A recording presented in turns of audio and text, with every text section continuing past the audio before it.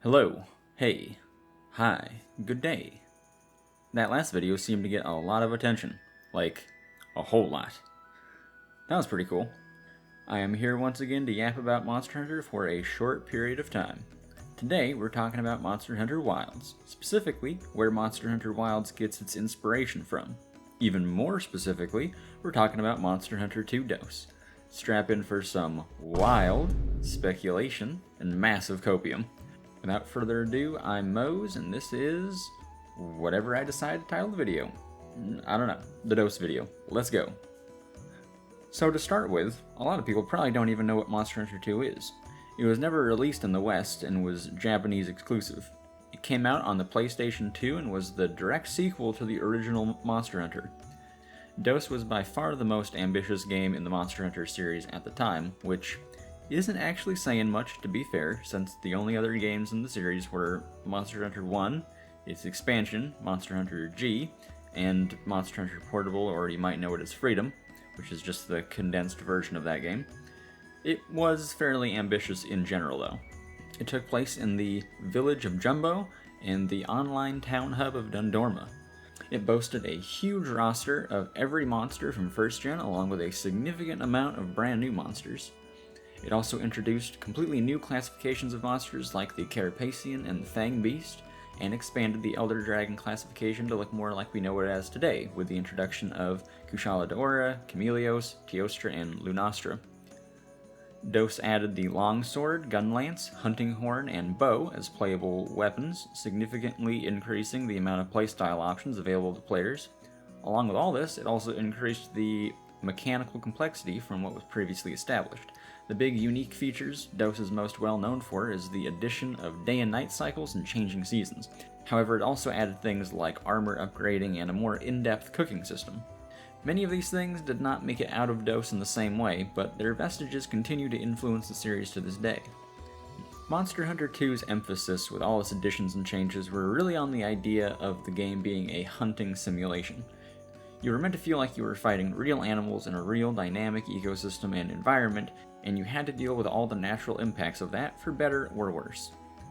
With mechanics like a day and night cycle and seasons, it brought limited availability of items and quests. You couldn't always go to the maps you wanted, gather the items you needed, or fight the monsters you desired.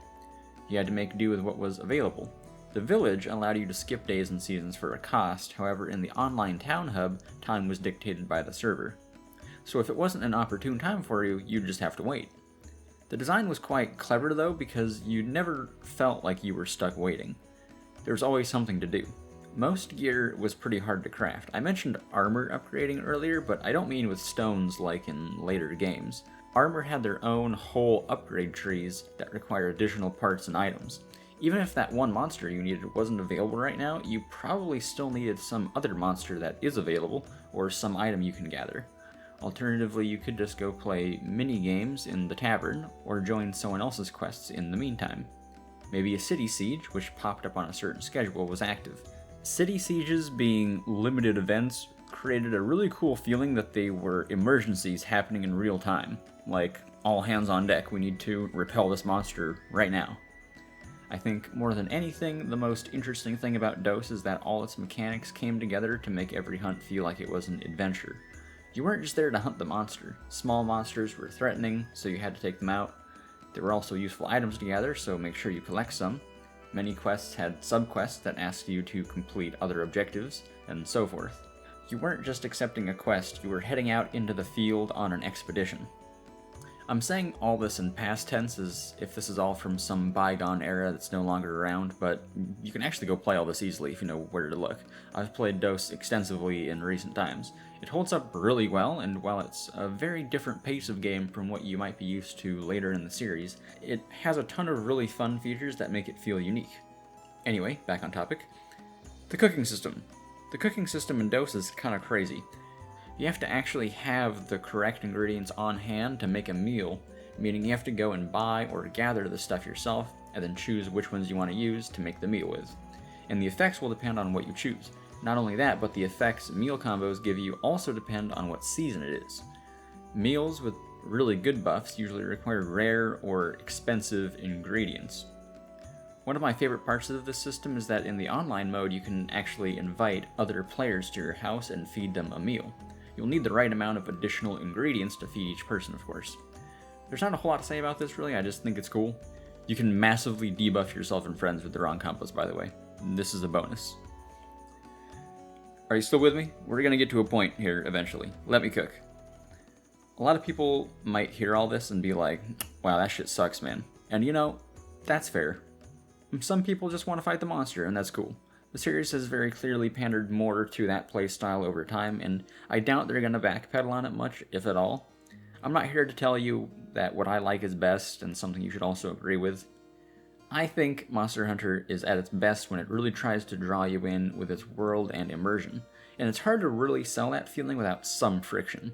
You as the player are not necessarily always being catered to through the gameplay.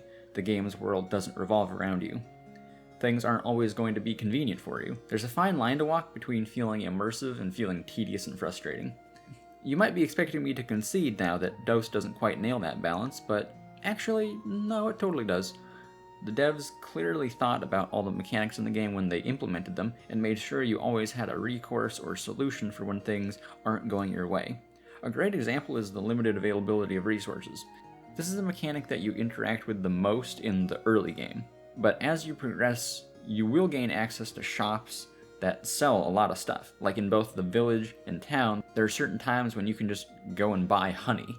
Like you can absolutely just stockpile stuff for times when certain things aren't available and not have to worry about it.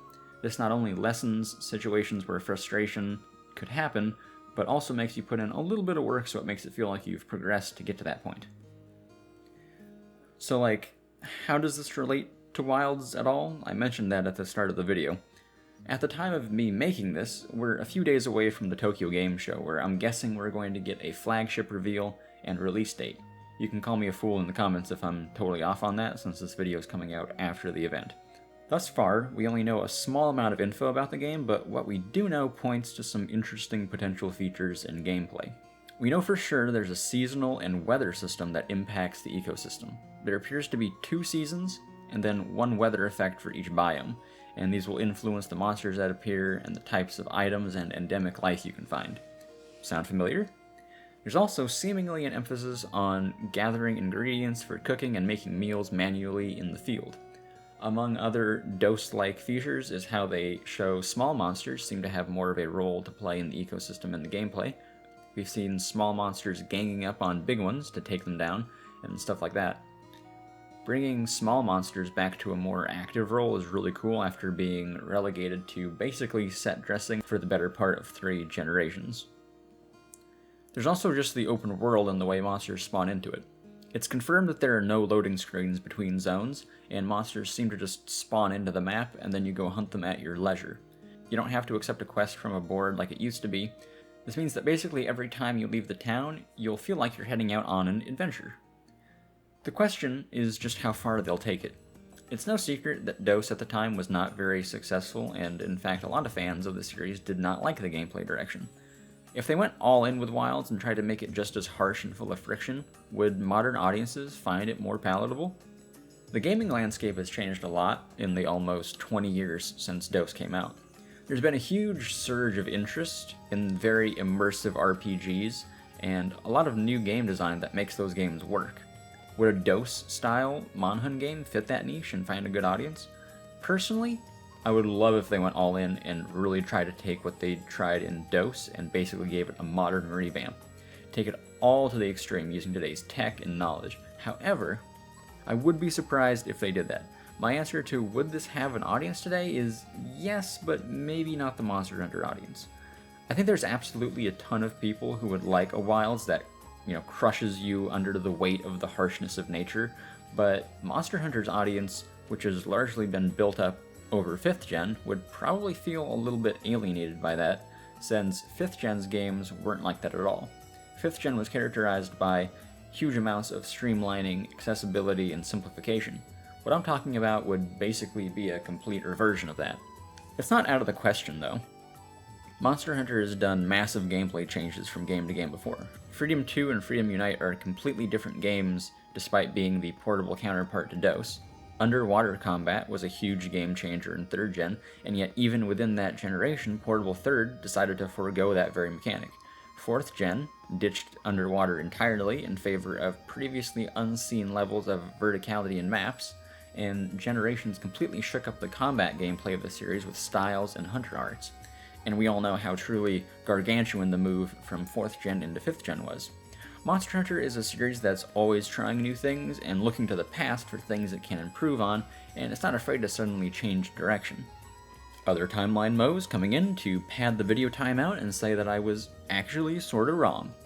They announced the release date and flagship at the State of Play, which was just a couple days before TGS, so I was close. In the trailer, they basically just showed some new story stuff and more new monsters, but very notably, and relevant to the current discussion at hand, is that the weather effect for the Scarlet Forest biome is called the downpour, and it's basically just really heavy rainfall. However, this rainfall appears to flood the area, drastically altering the ecosystem. This is different from what we saw in the Windward Plains with the storms, which we now know is called the Sand Tide, which appears to mostly just create some environmental hazards with lightning strikes. Floods have the potential to seriously affect your ability to traverse the map, collect certain items, or find certain monsters. This could suggest we'll see even more detrimental or gameplay-altering weather or seasonal effects in other areas. Anyway, back to the video. What we know of Wilds thus far sets a very strong precedent for a game that could expand the foundations of the series, isn't afraid to put walls in front of you to overcome, and is all about contending with the untamed wilds and chaos of nature. A game built from the echoes of the past. Truly, a Monster Hunter 6 dose. Wilds. Is this anything? Basically, my point is, Dose is a really cool game, and Wilds appears to be taking at least some notes from it, which is really exciting. For players like me, I hope they get really crazy with it and do some awesome stuff, but I'm sure they'll consider all players and make something the most people can enjoy. Either way, I'll for sure be there with everyone else on day 1 when it comes out. Alright, that's probably good enough for now. I hope you liked the unhinged ramblings of a Dose enjoyer. Do the liking and commenting and subscribing thing. I read all the comments on the last video, and I'll keep doing that in the future, so let me know what you think too. I'll have more yaps of dubious interest and importance about Monster Hunter to come. See ya!